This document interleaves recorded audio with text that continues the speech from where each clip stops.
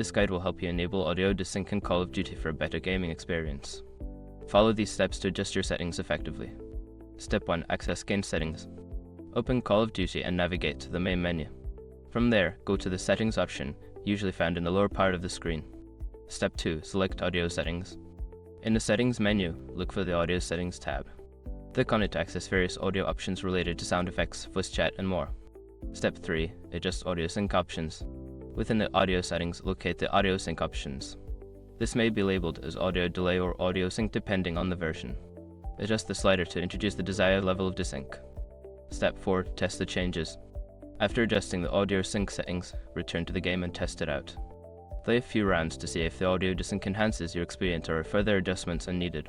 Step 5. Save your settings.